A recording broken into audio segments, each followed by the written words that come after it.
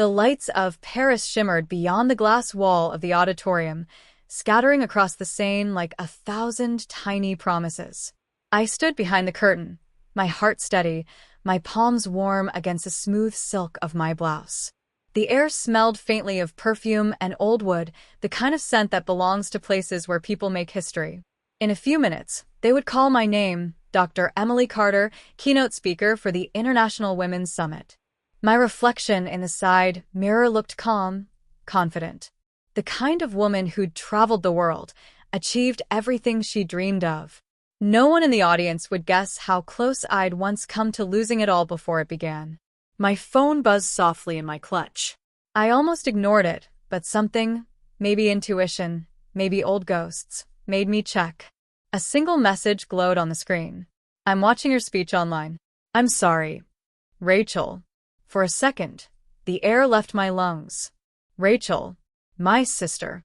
The one person I hadn't spoken to in 6 years. The one who'd stolen my passport the night before my scholarship interview, the night my life was supposed to change. The stage manager whispered, "You're up in 30 seconds." I slipped the phone back into my purse and drew a slow breath. My voice steadied into a whisper, meant only for me. "You stole my passport, Rachel, but you couldn't steal my wings." And with that, I stepped into the light. 6 years earlier, I wasn't standing beneath Parisian lights. I was sitting on the edge of a worn-out couch in our small Ohio apartment, clutching my acceptance letter to the University of Paris like it was oxygen. "Full scholarship," I whispered, tracing the embossed seal with trembling fingers. "Can you believe it, Rachel? I'm finally going." Rachel didn't smile. She stood by the sink, arms crossed, eyes hollow. "You're always the lucky one, Emily." Her tone sliced through the air, sharp and cold. I laughed it off, or tried to. "Lucky? I worked for this. You know how many nights I—" She slammed her mug down. "You think I don't work? You think just because I didn't get out I don't try?"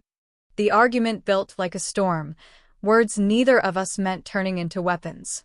She accused me of abandoning her, of leaving her to deal with Mom's debts, the leaky roof, the grocery bills. I accused her of holding me back. By the time I went to bed, my eyes were swollen, and the distance between us felt irreversible. When I woke up before dawn, ready to leave for my flight, I couldn't find my passport. Panic tore through me. I tore apart drawers, emptied bags, lifted couch cushions. Nothing. Rachel stood in the doorway, hair messy, face unreadable. "Maybe you misplaced it," she said quietly, not meeting my eyes. I wanted to believe her. God, I did. But something in her stillness, the way her fingers clutched the hem of her hoodie, told me the truth I didn't want to face. Hours later, as the plane to Paris took off without me, I sat in silence, holding my empty passport case. My dreams, gone in a single act of betrayal. That night, I visited my grandmother, the one person who always saw through my tears. She brewed chamomile tea and said, "Paris will wait for a woman who knows her worth, Emily. Sometimes, God delays us so we can learn who we are before the world does." Her words settled in me like a seed. I didn't know how or when, but I promised myself I would make it, even if I had to rebuild my future from ashes. That was the night I stopped waiting for rescue. That was the night I became my own. Starting over wasn't glamorous. It was waiting tables at a roadside diner in Columbus, Ohio, while pretending that spilling coffee on my shoes didn't sting my pride. It was applying to community college at 24 because Paris had closed its doors, and I refused to let that be the end of my story. I took night classes in communications and international relations. By day, I worked double shifts. My eyes burned from exhaustion, but every paycheck, every A on a paper, was proof I was still moving forward. Then came her, Professor Margaret Lewis. She was in her 60s, with short silver hair and a voice that carried authority and warmth in equal measure. She stopped me after class one evening and said, "You write like someone who's seen too much to be ordinary, Emily." That sentence changed everything. She offered me a position as her assistant for a research project about women's education in developing countries. It paid little, but it gave me purpose. I learned how to analyze, write proposals, and eventually present findings at local conferences. Each time I spoke, the stage felt a little less foreign, a little more like destiny circling back. Still, I didn't post much online. My social media showed sunsets, coffee mugs, and quotes. Nothing about success, nothing that hinted at Paris or pain. I didn't want my family, especially Rachel, to know I was rising again. Years passed. My work caught the attention of an NGO in New York. They offered me a full-time position as a communications strategist. It wasn't Paris, but it was a doorway. I took it. My life shifted. I traveled for projects, gave talks at small universities, collaborated with women's empowerment initiatives. I learned to lead meetings, to speak up without trembling. Slowly, my name began to appear in articles, invitations, and event lists. Then, one evening, after a particularly long day, I opened my email and saw it, an invitation from the International Women's Summit in Paris. They wanted me as a keynote speaker to share my journey on resilience and rebirth. For a moment, I just stared at the screen. The same city that once slipped away from me was now calling my name, this time not as a student, but as a woman who had earned her place. I didn't cry. I just smiled, a quiet, steady kind of smile that comes from pain that's finally turned into power. When I landed in Paris months later, the city looked exactly as I'd imagined years ago, but I wasn't the same girl anymore.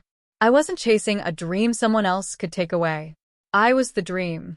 And as I stood near the Eiffel Tower that night, wind brushing against my scarf, I whispered into the golden air, "You were right, Grandma." Paris waited for me. The conference hall shimmered beneath the chandeliers, every crystal scattering light like tiny suns. Rows of seats filled with ambassadors, entrepreneurs, and scholars, women and men who had built empires out of dreams. My name flashed on the grand screen, Dr. Emily Carter, keynote speaker, the power of resilience. I had rehearsed this speech 100 times, yet as I stood at the edge of the stage, I felt the same nervous flutter I'd felt that day 6 years ago, clutching my lost passport. Except this time, there was no fear. Only calm, the kind that comes when you finally understand your story was always leading here. As the announcer introduced me, polite applause rippled through the crowd. I stepped into the light. The podium was warm beneath my fingertips. My reflection glowed faintly on the teleprompter, confident and serene. And then, halfway through my speech, just as I spoke about turning betrayal into breakthrough, my gaze caught something in the third row. Rachel. She looked smaller than I remembered. Her once perfect hair was streaked with silver, her eyes glistening, her hands clasped tight in her lap. I almost faltered. Almost. But then I remembered every night I'd fought through tears to get here. Every step I'd taken alone. I kept speaking. Sometimes, I said, life takes from you what you think you can't live without. A chance, a person, an opportunity, only to show you that what's left is exactly what you needed to fly. The room was silent. Then applause. Loud, thunderous, genuine. After the event, guests surrounded me, shaking hands, taking photos, asking questions. Out of the corner of my eye, I saw Rachel hovering near the side exit, like a ghost unsure if it belonged among the living. When the crowd thinned, I approached her. The years between us collapsed into a fragile silence. "Hi," she whispered, voice trembling. "You look incredible." "Thanks," I said softly. "You look different." She laughed, a sad, small sound. "I watched your speech online last year, and I didn't know how to reach you. Then I saw your name here. I had to come." I studied her face. She looked tired, the kind of tired that doesn't come from lack of sleep, but from carrying regret too long. "I never meant for it to go that far," she murmured. "I thought if you missed the interview, you'd stay."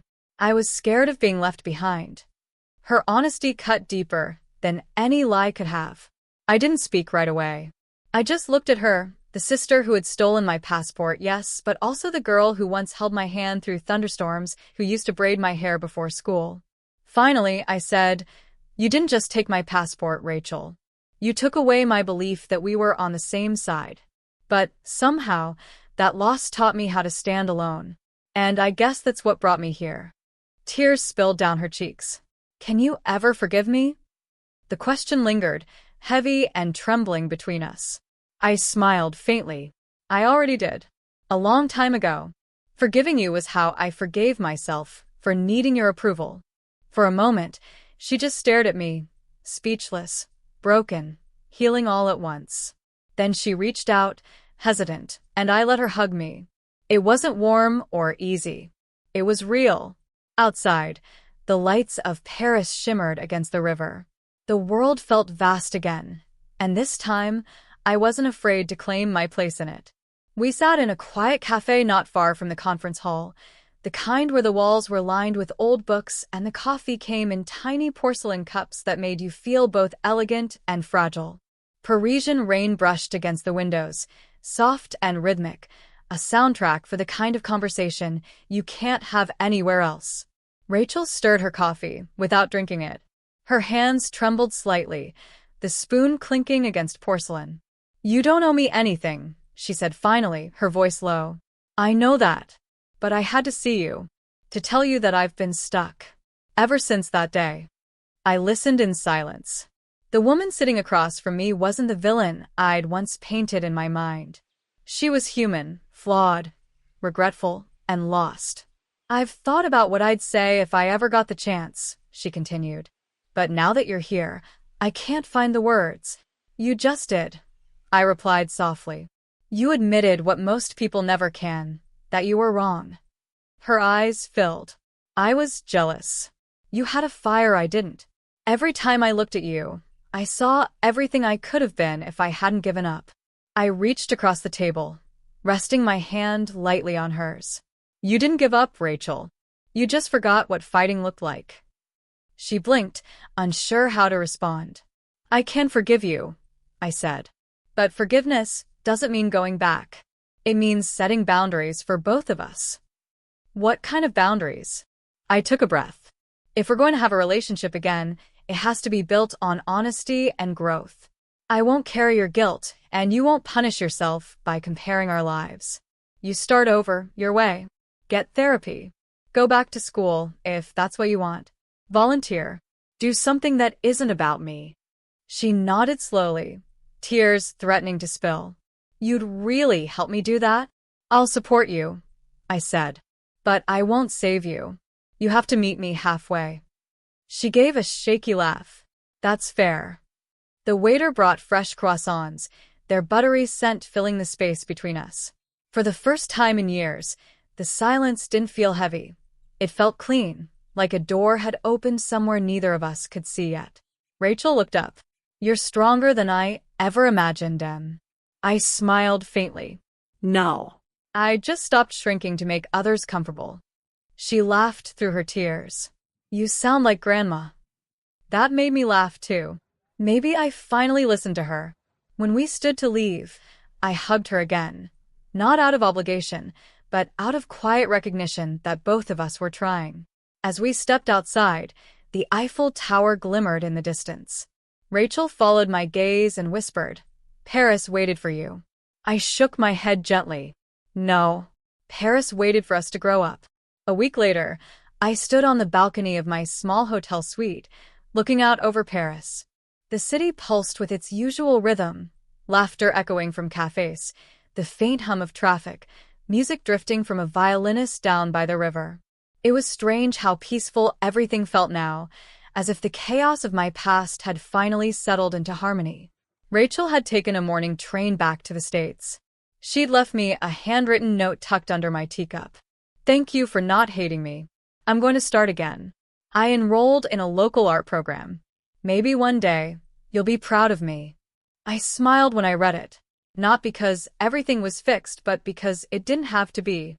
Forgiveness wasn't about erasing what happened. It was about releasing it. That evening, the conference hosted a closing dinner.